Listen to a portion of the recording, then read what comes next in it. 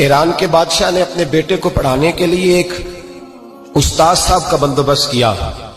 استاد صاحب کو کہا کہ میرے بچے کو دین پڑھائیے، میں چاہتا ہوں کل اس نے عنان حکومت کو سنبھالنا ہے تو یہ دین سے آگاہ ہو جائے، اس کو کچھ سکھائیے، پڑھائیے۔ بہت نیک بزرگ بڑے درویش عالم پڑھانے لگے، اسباق مکمل ہو گئے، دین کے اسباق قرآن مجید پڑھایا، احادیث طیبہ کا درس دیا، اصول فقہ سے روشناس کرایا۔ جب بچے نے مکمل تعلیم حاصل کر لی اور آمین ہو گئی، دستار ہو گئی، فارغ ہو گئے، تو پھر ایک دن استاد صاحب نے کہا بیٹے کل تم نے ضرور آنا ہے، کچھ بات کرنی ہے۔ شہزادہ گیا ملنے استاد صاحب سے، استاد صاحب نے کنڈی لگا لی، ہاتھ میں درہ پکڑ لیا، مار مار کے پورے وجود کو زخمی کر دیا، کوئی غلطی نہیں، کوئی بات نہیں، مارا۔ اب بچہ آیا آ کے بادشاہ سلامت سے کہا کہ ابا جی سمجھ نہیں آئی، بڑا مارا ہے استاد۔ تو سیانے تھے نا بادشاہ، یہاں تو قاری صاحب روز کٹہرے میں کھڑے ہوتے ہیں، مولوی صاحب آپ نے میرے بچے کو کیوں مارا ہے؟ آپ 8,000 کے مولوی ہیں، میرا کئی کروڑ کا بچہ ہے، سویرے بدل لیں گے، خبردار آپ نے بچے کو ہاتھ لگایا، اپنی حیثیت میں رہے معاذ۔ جو قومیں استادوں کو کٹہروں میں کھڑا کرتی ہیں وہ ترقی نہیں کر پاتی، جو استادوں کو کٹہروں میں روز کھڑا کرتے ہیں۔ کہا ابا جی بڑا مارا ہے، تو والد بڑے سمجھدار تھے، کہنے لگے بیٹا استاد باپ ہوتا ہے، وہ زیادتی نہیں کرتا، کوئی بات ہوگی، میں تیرے استاد کو کٹہرے میں نہیں بلاؤں گا۔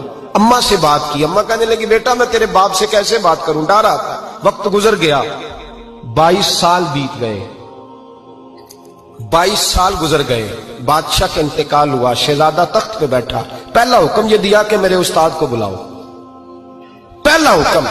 استاد جی بوڑھے ہو گئے تھے، چھڑی کے اوپر ٹیک لگا کے آئے اور بھویں سفید ہو کے جھک گئی تھیں، یوں آنکھ کھول کے بڑی مشکل سے دیکھا، کہنے لگے شہزادے حکم ہو۔ کب میں شہزادہ نہیں، اب میں بادشاہ بن گیا ہوں۔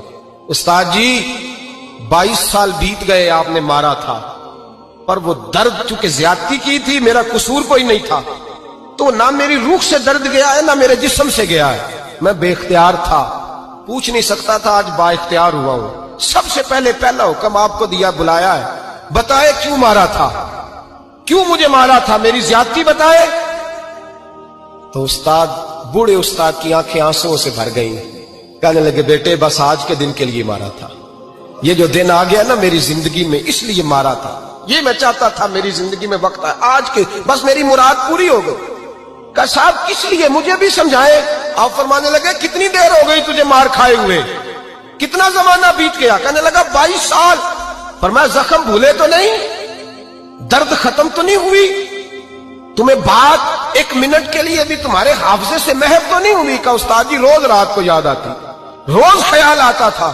استاد کہنے لگے بھائی تو بے اختیار تھا، پوچھ نہیں سکا، 22 سال تجھے یاد رہا، مجھے پتا تھا تو ایک دن حکمران بنے گا، میں نے تجھے اس لیے مارا تھا کہ بیٹے یاد رکھنا، کسی پہ ظلم نہ کرنا، اگر تجھے 22 سال تک یاد رہا ہے تو جس پر تو ظلم کرے گا اسے بھی قیامت تک یاد رہے گا، اور یہ یاد رکھنا تو آج با اختیار ہوا تو تو نے مجھے بلا لیا ہے، قیامت کے دن غریب با اختیار ہو جائیں گے، مظلوم با اختیار ہو جائیں گے، وہ با اختیار ہوں گے، للہ الواحد القہار، رب کریم کی بارگاہ کے اندر ان کا اختیار ہوگا، اکیلے اللہ کی حکمرانی ہوگی، پھر وہ بلائیں گے بڑے بڑے کج کلا، دنیا میں جن کی پگڑیاں اونچی تھیں وہ سر جھکائے کھڑے ہوں گے، دنیا میں جو ڈکٹیٹر بنتے تھے ان کی پشتیں لال ہوں گی، ان کو غدار لکھا جائے گا، قیامت تک نہیں بھولے گا۔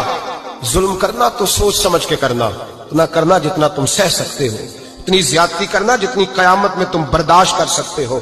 میرے نبی کریم صلی اللہ علیہ وسلم نے فرمایا ظلم سے بچو، یہ قیامت کے اندھیروں میں سے ایک اندھیرا ہوگا، زندگی میں زیادتی نہ کریں، اگر تھوڑی دیر کے لیے کوئی چیز برداشت کر جائیں گے تو وہ فائدہ دے جائے گی، کچھ دیر کے لیے اگر سہ جائیں گے تو نفع مل جائے گا، سہنے کی کوشش کریں۔